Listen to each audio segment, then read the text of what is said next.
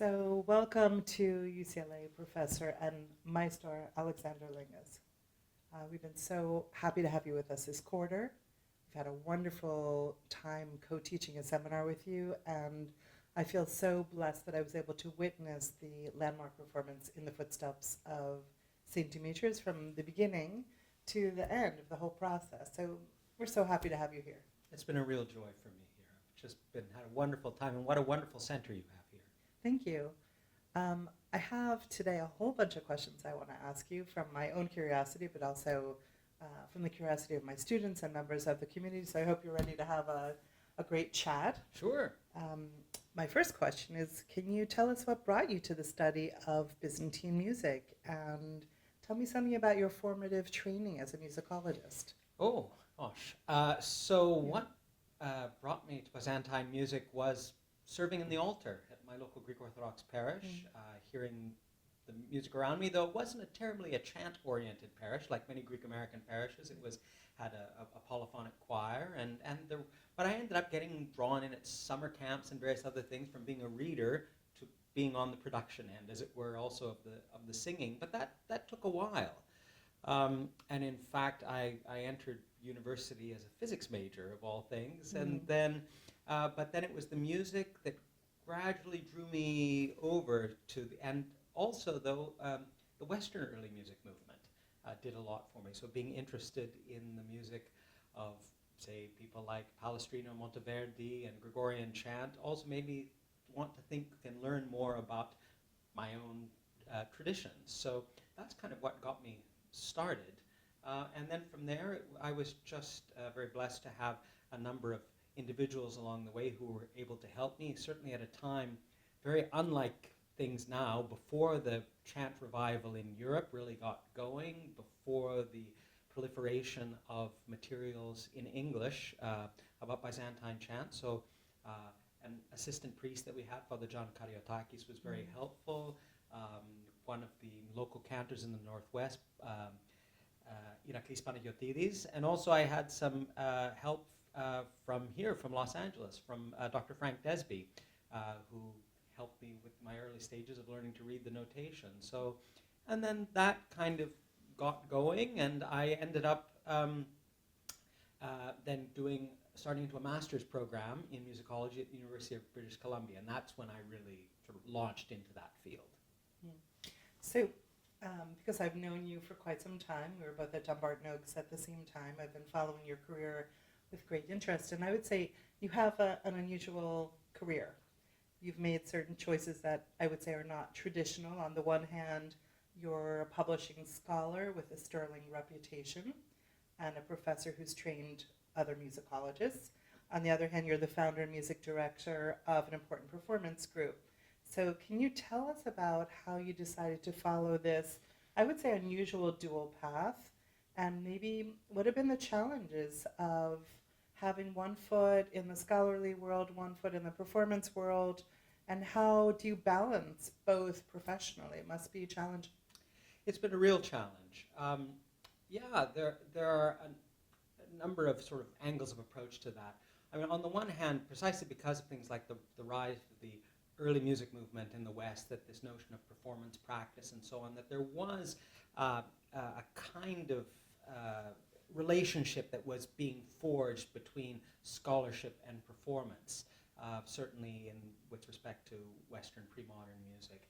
And that's something that provided some models for what I tried to do. I suppose the real difference, though, was that the scholarship for Byzantine music, and even Orthodox music more generally, was just way behind that of the West, whereas since the 19th century, with the rediscovery of Bach and so on, that there have been scholars in Western Europe and elsewhere working away at complete editions of Mozart and one thing and another, critical editions of all these things. Those just don't exist for Byzantine music. Things got going a little bit up prior to World War I, and then the Russian Revolution and various other things kind of snuffed these out, and then the fact that there were no music departments in Greek universities really until the 1980s. I think Thessaloniki was the first in 1978, but because there was no infrastructure for the scholarship. So part of it too for me was that to get people to understand the music I was studying, I had to perform it too. It was a way of sort of, in some ways, creating my own market, as it were, because if the music was inaccessible, and then one part of the reason too was that the music was understood, I thought, misunderstood rather, misunderstood because people, they hadn't heard it, they sort of knew it by reputation perhaps, and it was a very small group of scholars. So for me, part of it too has been a voyage of discovery, just to understand what this music is like, and because there were no other performing groups doing many of these things, and the editions didn't exist.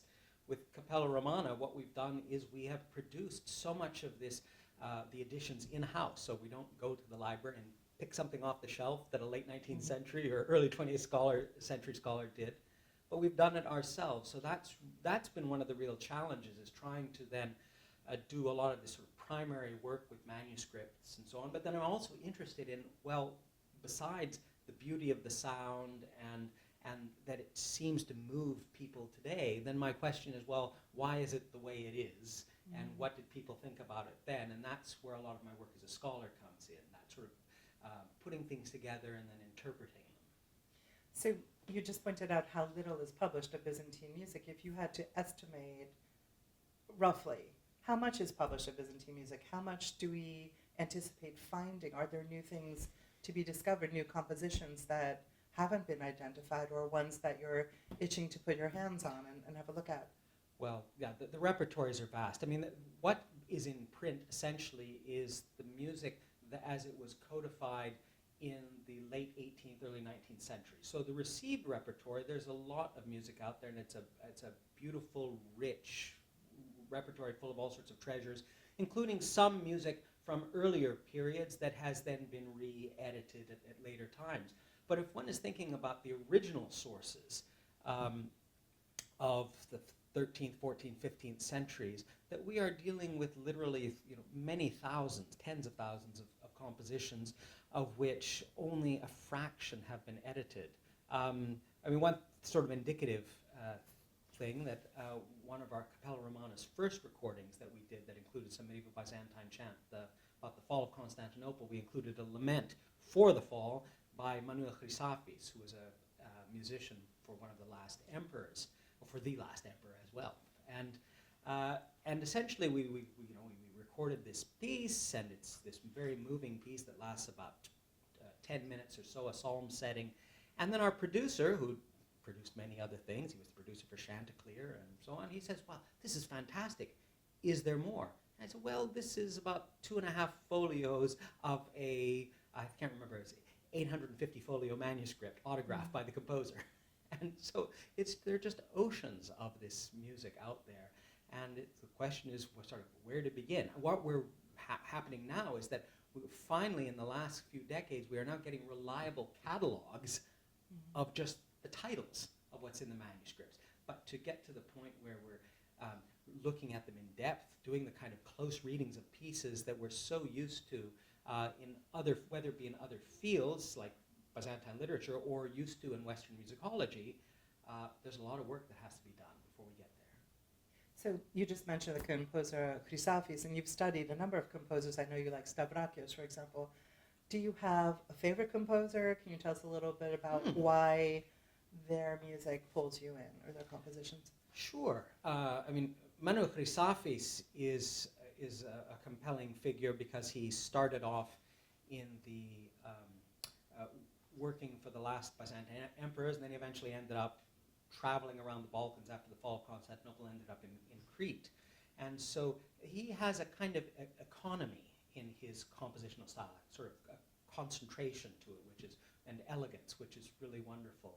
But then, the big names, Ioannis Koukouzelis, kind of, who was the major figure of the late 13th, early 14th century, and the person to whom we attribute this great flowering of musical composition of that period. His music is fantastic. It's just, I think that one of the things of the joys of doing this music is that by performing it, we're starting to realize, there really are stylistic differences between these composers. Say, Xenos Koronis, who also worked for the emperors around the time of Buzelis, was, he liked to use this da-da-da-da-da-da pattern in many of his compositions. So starting to get some idea of sort of signatures of style, but again, it's very preliminary still. So if you could commission a work from any of them, who would it be? Oh, gosh, that's a good question. I mean, in some ways, of those people, Chrysafis is the most sort of modern in his sensibilities. There are some things about his music that is a bridge to the music that we have today in the Greek Orthodox tradition. So I mean, he would be a fascinating person to get to know. But I don't know. It's just there are so many characters like Manuel Gazis, who also ended up on the island of Crete, but I have some suspicions that maybe he was part of the delegation that went to Florence, because he seems to have picked up some Western techniques, and he was working for the court right around the right time for that. So I don't know, I'd like to get a bunch of them in a room, not just for commission, but just for a dinner party. That would be hilarious. You've worked with some amazing scholars in the past, thinking about your academic formation. Are there particular people who led you down this path, who formed your scholarship, that you might tell us their names? Yeah, absolutely. And that's a fairly long list. So, in the field of musicology, there were my supervisors for my thesis. Started off with Demetrios and then concluded with Milos Velimirovic, both who were students of the great Egon Veles. I've had wonderful teachers, though, also in theology. Father John Meindorf was a big influence on me that way. And then I studied with Metropolitan Kallistos Ware in Oxford. But then in Greece, Lykourgos Angelopoulos was my chant teacher there. And then my teacher and friend and colleague, Ioannis Arvanitis, who's a collaborator, did some of the additions for the performances we just did this in October. Again, has been a great influence. So that's just the tip of the iceberg, with so many scholars also in the field of who've sort of gone back and forth between Western and Eastern music. Kenneth Levy would be one. William Mart from Stanford in the field of Gregorian chant sort of taught me a good number of things about how to lead a chant schola and so on. So I owe a lot. Have you made connections with people at UCLA during your time here that you might carry forward when you leave? Actually, I've made some wonderful connections with people. First and foremost with Professor James Ball and his wonderful chamber singers. What a fantastic group of performers, and they just we're doing something right at the beginning of the year when they have new personnel coming in, and you're going to be singing medieval Greek chant. Go. Learn the language. And learn the language, and get the style right and everything else. And they did a fantastic job. So I will say the students did like a little shell shock the first time, but they pulled it off. They were such professionals. They were. Yes, Yeah. you expect us to do what? But James is wonderful. So I would look forward to any chance to work with him again. But also other musicologists. Cesar Favila, we discovered sort of mutual interests in monastic liturgy and the types of things that go around it. I think there are lots of possibilities here. That's fantastic. If you were to look in your crystal ball as an academic, what do you think the future is of Byzantine musicology? Or how could the field be shaped differently, or what's the trajectory so that it's more embedded in a way into Byzantine studies? What always made an impression on me, and I'm sure you in the past at Dumbarton Oaks Symposia, for example, was how it always seemed on the fringe. Yeah. So how do we move music into the center of discussions about Byzantine culture? Well, I think one of the ways is precisely through performance, because then it becomes harder to ignore. That and unlike just text, I mean, we could publish the musical texts, which certainly will be part of it, but they're to be able to deal with those original sources, that there's a whole bunch of skills that other Byzantinists are really not taught. So I think that just the experience of the sound, with full acknowledgement that these are modern singers, modern voices. We don't have the ears or whatever of the past, but certainly that's not been a barrier for the study of Western early music. I think some of the things just to show that how artistically compelling it is, just as compelling as the iconography or the architecture or various other aspects of the culture that are so much better known. So I think that's where it begins, and just noting that there is a constituency for this music out there of people who have no other connection. They're not Greek or other sort of Balkans, whatever, by heritage. That the music itself still retains its power. And so I think that's sort of the way in, especially on the North American end of things. Then from that, then you start publishing the scores, which in Cappella Romana we're finally getting around to. We've been doing editions internally for 2.5 decades and more, but now we're beginning to publish those. Then to make those accessible to other people, so that a university early music group or a local choral society or whatever, especially you want to do a program of women composers, an edition of the music of Cassia, for example, then here we go, here it is in both normal staff notation and Byzantine notation and with explanatory notes. So I think there's work to be done to make that also then accessible to the wider musical public. Now, on the other hand, the revival that's happened in Eastern Europe with all these music departments coming back online, whether they're by being created in the first instance in Greece or in places like Romania, where there were or Russia and Ukraine and other countries where there were traditions of scholarship that were halted by during the communist era when they just couldn't study these types of things. That also, I think that too is an important part of the picture. So I think some of it too is just making sure that people go back and forth, and so that some of that literature starts making its way into Western European languages. But noting too that the concerns also in Eastern Europe are different in some ways, and that the number one consideration is the received repertoires, the music that we actually sing in church, and then they kind of start there and then work backwards from that. Whereas for a community of medievalists, they probably want to start going in the other direction. And also that some of the task then of scholarship is then to find a bridge between those two things. And in some ways, the appreciation of the music as music is a way into Greek Orthodoxy and Byzantine studies. So it heightens interest in the field and could potentially help grow the field in some ways. No, absolutely. That again, because we know from the visual art, we've had these blockbuster exhibitions, whether it be up the hill of the Sinai icons at the Getty Center or the ones at the Metropolitan Museum in New York, and that people once exposed to this culture, which produced so many masterworks of various kinds, that I think we've seen that the same thing happens with the music. Again, Cappella Romana, we have a home series in Portland and Seattle, and the vast majority of our audiences are not from heritage communities.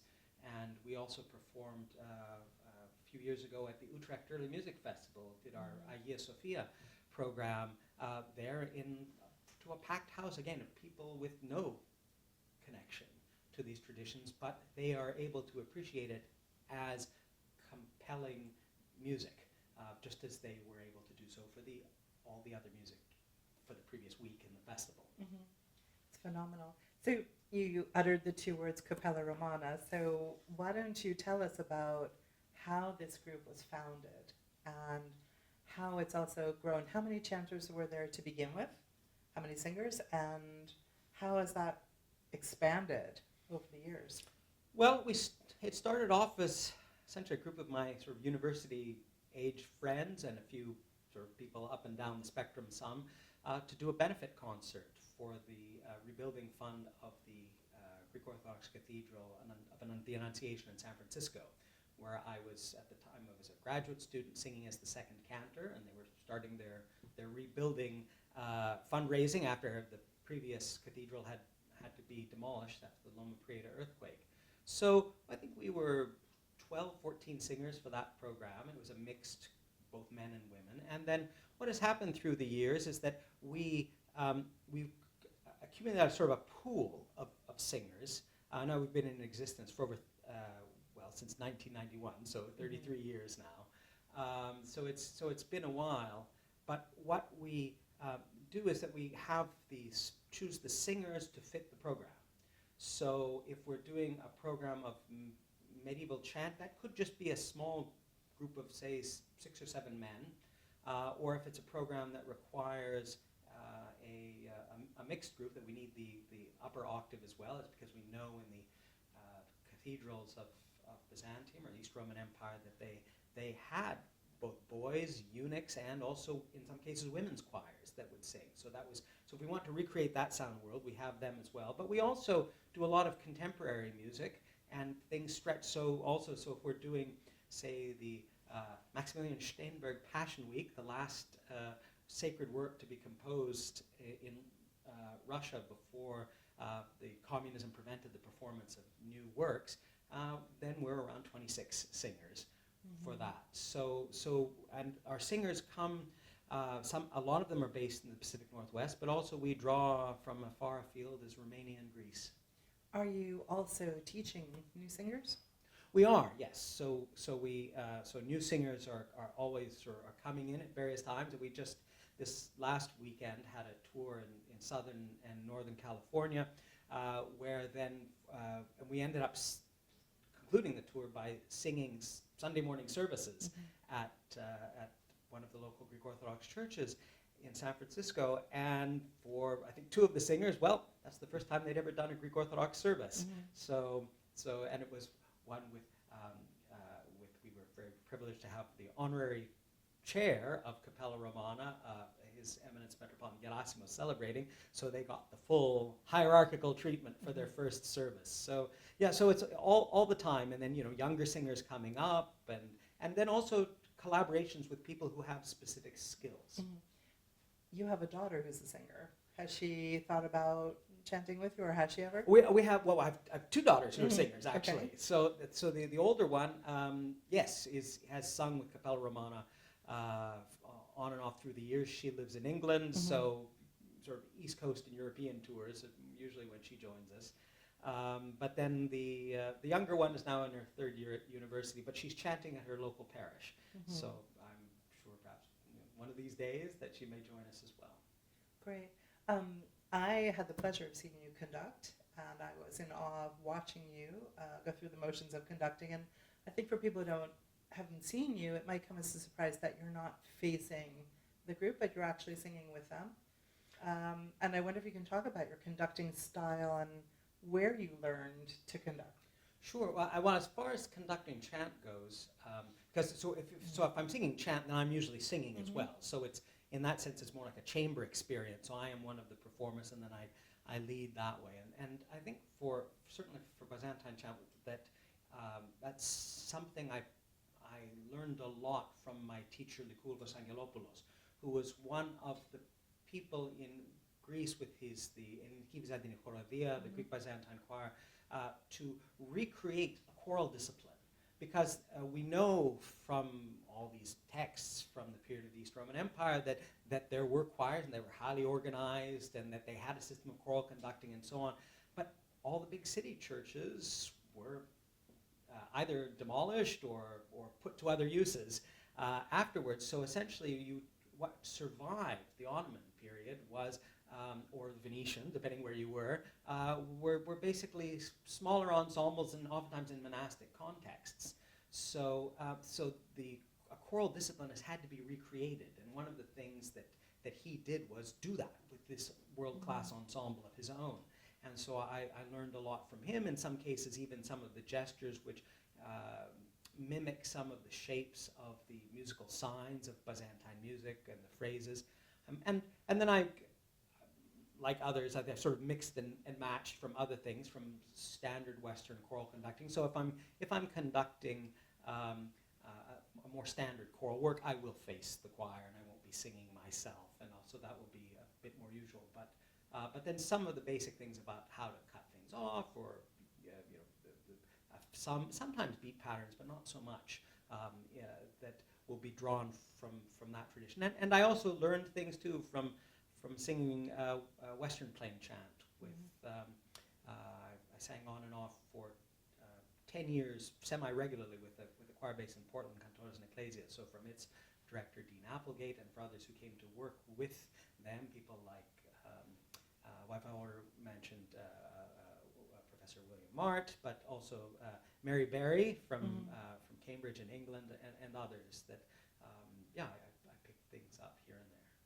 So you have this intense practical experience, which is in essence a second PhD in practical musicology in a way, but the depth of your knowledge about Byzantine music has probably informed how you do certain things, how you stage your performances, how you arrange voices, when you think about things like tempo. I mean, what do you bring to the table as a conductor based on your own background knowledge that might impact the performance that people are seeing?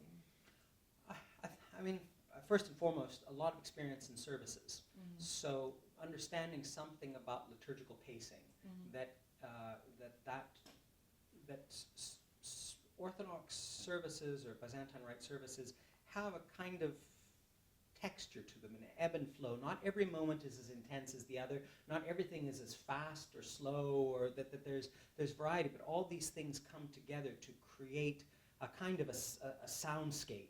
That I mean, there really is a kind of deliberate shaping of the human experience over time, and seeing that done in places like monasteries where great care is taken place, whether it be the women's convent of Ormilia or on Manathos, and then just singing daily services with Lykoros Angelopoulos at Ayerini taught me a lot, just about patience, pacing, and so on, and then other people and other repertories too. I think that applies across the work of Marcel Perez on Western chant, who's actually come and worked with Cappella Romana as well, and he was also collaborated with my teacher Angelopoulos, was also influential. So I think all of those things put together to create a kind of a sensibility of how these things fit together. You use the word soundscapes, and I'm thinking about the collaborations that you've had both with the Stanford team, looking at the acoustics of Hagia Sophia, and also with our team here, thinking about the acoustics of churches in Thessaloniki. How have those collaborations impacted the way you think about sounds in the building, or the way in which your recordings are shaped? They've had a big impact, I think, from various perspectives. I think one of them is just made me think a lot more deeply about the relationship to the building. It's something that you, just as a singer or a musician, you always adapt your performance to the space around you, and there are things that you have to do in terms of how you begin phrases, end phrases, cut them off, how long you hold certain notes and so on, that will be shaped by the acoustic. But then thinking about that with respect to particular repertories, that the music that was recorded in medieval manuscripts but meant to be done in specific places, and obviously these were then ported elsewhere, so that's another question. But it made me think about that, and one of the things that was clarified for me by the process of thinking about how this medieval music was functioned in those buildings was, for example, the ways that the simpler ways of singing psalms in the medieval Byzantine tradition, which is a bit different than how we do it today. In the modern received Greek and other sort of Arab and so on traditions, those who essentially have what's the new method of Byzantine chanting, as it's called, psalms in many cases are either just read simply, sometimes they're just intoned by a soloist in a very simple way, or they're sung in some much more sort of fully melodic settings. However, for the sort of simple, just get through verse by verse by verse, it was the custom in many of the services of East Roman churches, both monastic and secular, to sing the psalms fully melodically, but in a kind of heightened style that is close to speech, but regulated in a way that it has some analogs with what with Gregorian psalm tones. Can you give us an example of that? Well, sure, I can give you some examples. Yeah, it's a lot of so the difference between say if I was to say just recite "Tu Kyrie philakintos tomatimu kethiran periojis just for speaking, "Tu Kyrie philakintos tomatimu," just reciting it that way. Now, if you're going to sing it melodically these days, "Tu Kyrie philakintos tomatimu kethiran periojis peritachilimu," but the old way of and then which each melodic phrase somehow composed to the text. But the old way of doing things was much more stereotyped. "Tu Kyrie philakintos tomatimu kethiran periojis peritachilimu mi eklinistin kardian muis logos." So just about every accented syllable would have a rising pitch of some sort, and always the same cadence at the end, da da da da da da da, in mode one, and so on, and so that pattern would just be used for every single verse in a way. And one of the things that way of singing it slows the delivery of the text down in comparison with any of the modern ways of doing it, and which works very well to promote comprehensibility in these big ancient basilicas. Which we remember that people didn't have microphones. Exactly. So they had to make use of the natural space. They had to make use of the natural space, and just even the way that the narrowness of the da-da-da-da-da, it also helped create the accents, emphasize where the accents in the text were without having so much melodic variety that, especially in a more resonant acoustic, that the sound would crash over itself and then make intelligibility harder. And I would think it would also have helped people to memorize the text Absolutely. more easily. Yeah, no, I think so. But again, it was a very efficient delivery vehicle that at the same time promoted a kind of stately way of doing things. I mean, this is not the glamour music. I mean, there are all these wonderful, elaborate pieces, which are the things certainly that we, record and which are the most immediately appealing. But actually, to me, some of the most revealing things that we've done have been with the simplest genres in terms of considering how they functioned with these original melodic settings in these acoustics, because that's the bread and butter of the daily services. I mean, there are these high points with the elaborate, with wonderful virtuosic solos and so on. But that's not what people were hearing for 45% of the service. They were hearing the simpler stuff. We had an amazing conversation in class last week about the epitafios and how the music slowed down at that moment or changed at that moment, as if spotlighting this moment in the service. And I found that so interesting to think the role that music played in either heightening the emotions of those who are listening or telling you, now focus on this moment through hearing rather than sight. Yes, no, and again, it would be done in multiple ways, whether that means taking something that on an ordinary day might be simple, Agios o Theos, and then whereas I can't remember off the top of my head, but the long version of that we just recorded in this project takes about 10 times as long to sing that the festal tune. So although you're aware of the text, but it's a feast because the music is sweeping you along. You're already familiar. Yes, Holy God, but what does it mean then when you sing Holy God with this wonderful music that caresses you and has this sort of sense of exaltation and everything else? So I think that's one of the things that someone who's purely a textual scholar looking at liturgy and just sort of reads through the text, yes, this, and so on. So that you're looking for the sense of the text and everything else and its theology and so on. But the thing is the experience of it through time. That's the thing that the music can give. Or then you expand the vocal range or something like this, and even that you consider the physical strain of some music will have on the soloist. That instead of if something is just da da da da da da, but if they have to go up to and some range up there, that too is part of the story, and that as a listener, you're following the singer, and as they're going up into their register, and you think, it's something that we're familiar with the virtuosity in secular genres and so on, but that operates as well for different purposes in the sacred realm. I mean, we absolutely had that experience with In the Footsteps of St. Demetrios, and one of the most astonishing moments for me was the voices of the women. Just so beautifully blended and just stunning to listen to. And I thought, this is so daring to have women performing in the show. And I'm just wondering, given current discussions about the historical role of deaconesses versus in the contemporary church, should we have deaconesses?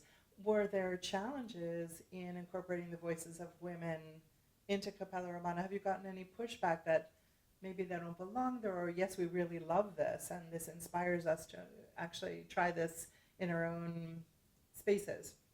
Well, I think because we're usually function as a concert choir, that what we then get the question afterwards, so why did you use women? Because the main kind of, if people have a sonic model in their ear, it will be something like my teacher's choir, the Greek Byzantine choir, and all-male ensemble. But as far as people being attracted by the sound, I think that's been a very common reaction. But I mean, the reason we did it, though, is because for the medieval music is that we know that we had these high-voiced singers of various sorts. The women's choirs of deaconesses in the tradition of Hagia Sophia, monastic choirs, we have these testimonies in Thessaloniki, and these testimonies going all the way back in other places to late antiquity, that women or boys or eunuchs in some cases were participating, so that we're missing out on the soundscape some ways if we don't know it. Now the question then is, how do you do it? And how do you get the lower voices to blend with the higher voices?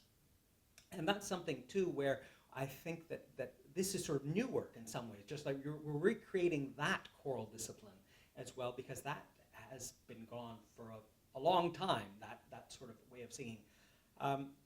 In the case of our singers in Cappella Romana, I think some it's their experience of singing music in parts, whether it be Western early music or music of the Slavic traditions, especially where the notion of the upper voices being a kind of harmonic of the lower voices, so that the point of being on the highest voice is not to dominate the texture, but it is to fit seamlessly in with the physics of sound, sort of going up and down. And I think that model has enabled us to have a convincing way of singing in multiple octaves at the same time. But that I think fits very well with the kind of descriptions that we have and understandings of the physics of sound from the Middle Ages as well, where again this notion of that coming from the Platonic tradition of the Timaeus and so on, that the world is tuned, coming out of the Pythagorean tradition,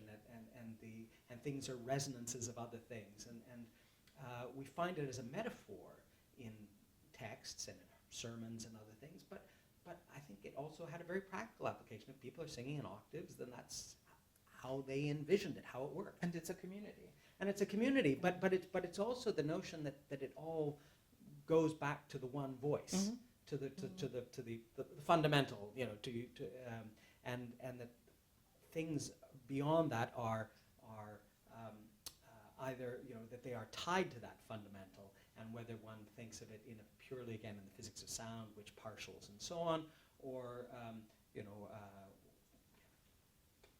Platonic tradition of whether emanations or whatever. This notion that things somehow reside in the one, I think is what makes that style of performance plausible and effective. Tell us about the name Cappella Romana. Who came up with the name? For non-Byzantinists, that might be a surprising name. Yes. But so it was me who came up with, actually part of it because I had an earlier student group that was a Cappella Antiqua.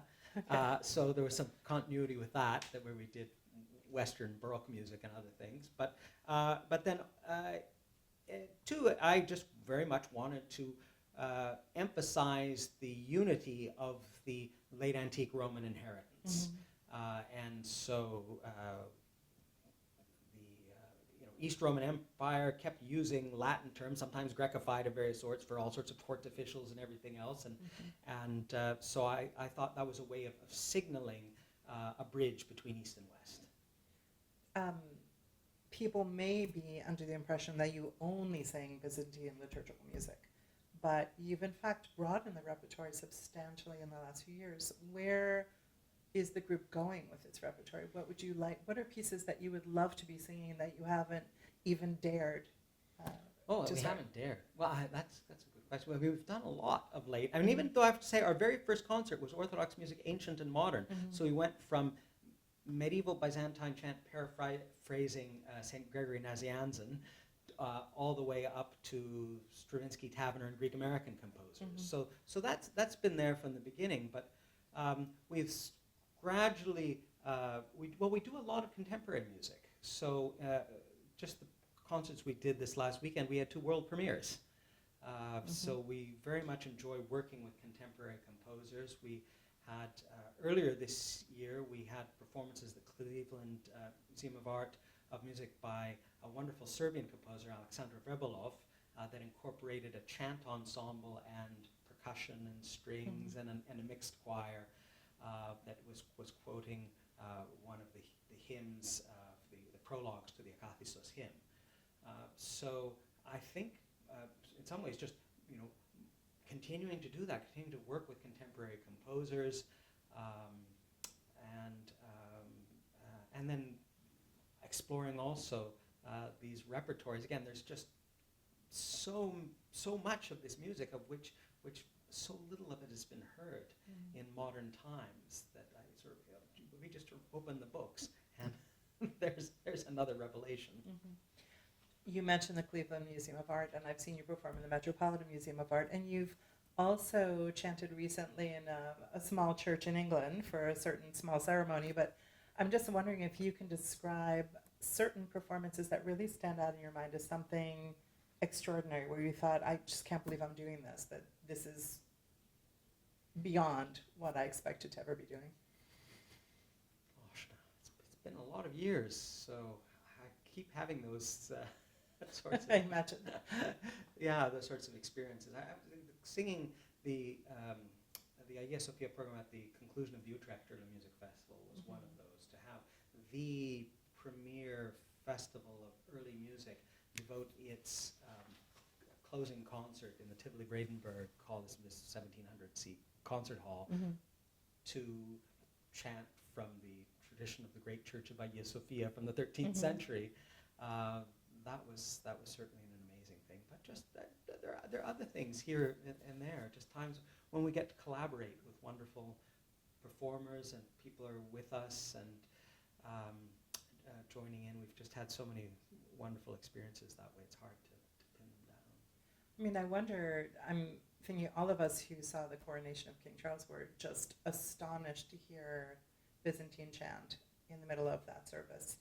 What was that like for you, and what was the reaction of the audience? You must have felt some kind of palpable reaction to that, because it was such an interruption to what was going on with the rest of the service. Such an amazing change, in some ways. In some ways, but actually, the reaction, talking to some of the clergy there, that what it did was in many ways brought the service back to its roots, because the coronation service itself was only lightly edited at the Reformation. So it by and large is the service that's been done for the last 1,000 years in Latin originally. So having the decision to place that psalm at the heart of the service, where some of the most solemn elements of it were being, in terms of ceremony, were being done.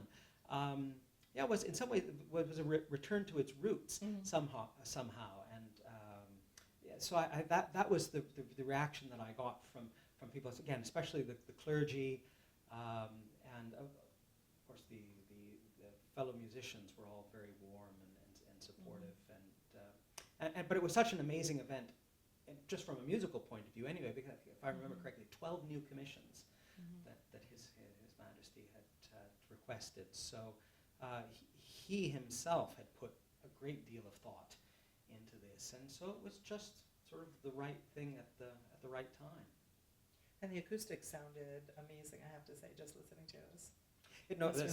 Westminster Abbey is a wonderful place to sing, and actually I was back there, I think last May or June. I'm also attached to the Institute of Orthodox Christian Studies in Cambridge, and we had a 25th anniversary celebration at Westminster Abbey. So after Evensong, where there was some special commemoration of also mentioned of the Institute, then we went back to behind the high altar there to the tomb there of King Edward, and we had an Orthodox service. So for that I was asked to gather a small group of cantors, and so men and women. So actually I had my two daughters singing as the women, and so it was nice to sing there again as well. And I imagine that one of your dreams would be to chant in Hagia Sophia in Constantinople. Are there other places that reach that height in terms of, I would love to chant there? I think about places like Salisbury Cathedral or other large places. I mean, Cappella has actually, we've sung in St. Paul's in 2004, I think. So, yes, and on tour we've chanted in a number of places. Actually, one of the things I'd like to do is take this program we just did and take it to Thessaloniki, because that was I know those churches from the time of my doctoral thesis, because a lot of my works from when I was in my 20s has been about what was done in those churches. And the Society for Oriental Liturgy met in Thessaloniki a couple of years ago, and when we had sort of interspersed into the program tours of some of these churches, and being sort of the resident musicologist / liturgiologist. So, okay, can you sing something? So I pull out the iPad, and so I got to do a little of the original repertory, but to do it with cappella in the original site, with the possibility also in some, perhaps even of doing a full service. That would be wonderful. Well, we certainly want to help you make that happen. We will be moving in that direction. Some of the members of Cappella Romana have branched off to form their own ensembles or to publish important works on liturgical music. I'm thinking about Spiro Andonopoulos and Psaltikon, or John Michael Boyer's Mysteries Byzantine Chant for Orthodox Sacraments. These efforts must make you incredibly proud. I'm just wondering, in many ways, do you consider this also part of the mission of Cappella Romana to mentor and support your performers? Absolutely. Yes, I think part of the mission is just to cultivate the traditions. I mean, that's the root of so how we do that, we have to, that performing is part of it, but then to get to the point of performance, we have to, in many cases, create, as I mentioned before, the additions. And then having done so, then there is an obligation then to follow through, and then to explain, to share with others as broadly as we can. And so I'm so grateful that in the last few years, and in some ways it was it had been a desire within the organization for a while to do more of that. I mean, first we were just giving concerts, then we started doing recordings, but then also to publish scores, other sort of instructional things. We had a few things here and there along the way, of some pastoral projects for the Archdiocese of Thyatira in Great Britain, setting up the Divine Liturgy in English. But it was actually, of all things, the pandemic in some ways that gave us that capacity, because now Cappella Romana is a much larger organization than when it was a group of university friends, splitting the door tape for a check of $36.56 or whatever, so beer money. That now, but with the pandemic, actually, we were, unlike some performing arts groups who more or less had to go completely silent, we pivoted to scholarship. So we had a grant from the National Endowment for the Humanities to fund several projects. One, a recording that required scholarship and editions. That was about the last time Byzantine chant was done, probably semi-officially around an English king, which was the meeting of King Henry IV and Manuel II. So that was one thing, so we're putting that together. But John Michael Boyer's Byzantine chant, the received tradition, which had been in preparation for a long time, but giving it that final push to get it out the door, that was another project. And we also have an edition that's, we're looking at proofs now of various things, of music from Grottaferrata, this Greek monastery in the hills outside Rome. We have an edition of 13th century Byzantine chant from there. So yes, so I think that's something, and now that we actually have a director of publications, and we're able then to work with people. So we have also an edition of Byzantine chant for pastoral use by Samuel Heron, who was also another student of Angelopoulos's and also studied with Yannis Arvanitis and has worked with John Michael Boyer.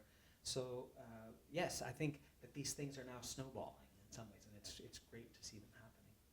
So similarly, for those who heard the live performance, many people came up to me afterwards and said, when will the recording be released? And I think they had some idea that you walk in there with a tape recorder and then release that. So I wonder if for people watching this, you can talk about the process of recording and editing and how long that process takes. Sure. So, well, for any commercially released recording, it's typical that, say, if the recording itself ends up at somewhere around the 60 to 70 minute mark, that you will have done somewhere around maybe 24 hours of recording sessions.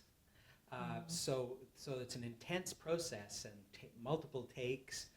And then what happens after that is that then you sort of have all of those, and then you go back and you look at your notes, and then you create edit maps where you say, right, I think this section from this take here, followed by this section from this section, and then you have producers and recording engineers and so on who then stitch that all together according to what has been decided, those edit maps, into an edit one.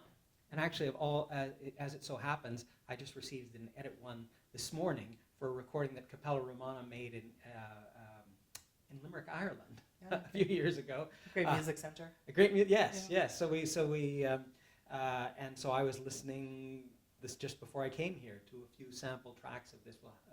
Sir John Taverner's Panihida, and also we recorded actually 2 discs there, and also the Greek Orthodox funeral service in English, set to Byzantine chant by John Michael Boyer.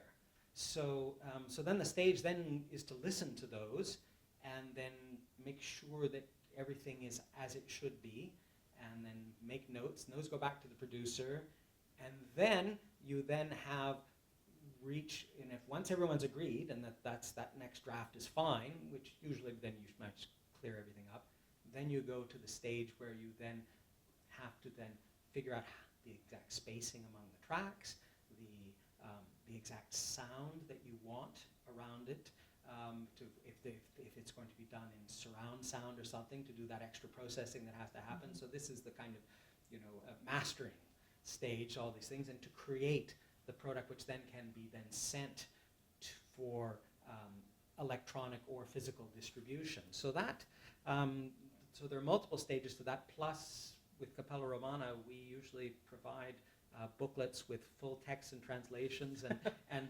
notes. You know about that? And so on. So that takes a while to put all together, and it's almost like putting together an academic publication as well, to put together all those parts. So you've been with us for 3 months now, almost. It's your last week here. What does the next year hold for Alexander Lingas and Cappella Romana? Can you give us a preview of where you go from UCLA? Where I go from UCLA? Well, I go home for a bit to England, and I'll spend Christmas there. And in the winter, then I'll be back in New York at the Institute of Sacred Arts at St. Vladimir's Seminary. So I'll be doing a number of things there, with co-teaching a class with a couple of my colleagues there, and working with the students musically. And then Cappella Romana itself has a number of programs, some with guest conductors coming up. I'll be directing the ensemble again in the late Father Ivan Moody's Passion Resurrection, which we did the North American premiere of some 20-odd years ago, and we are reprising it in collaboration with another local ensemble called Medio, and also instrumentalists as well. So that will be the next thing I'll be doing. And then next year, the season is in progress, and there are a couple of touring possibilities that are sort of under discussion right now. We had a very busy autumn, actually, so I think next year will probably be as busy as this year was. Great. I'm so grateful to the Stavros Niarchos Foundation and to Yefira, our collaborative program with Simon Fraser University, for bringing you here as artist in residence. I think we've all benefited from your presence. I hope you will come back frequently and make this your home as well. So Thank you so much. It's been absolutely delightful, and yes, I'm very grateful to the Stavros Niarchos Foundation and the Yefira grant as well, which also brought me briefly to my sort of other home of Vancouver, BC. Mm-hmm. We look forward to the release of the recording, and we will let everybody know when it's available. Thank you so much. Thank you.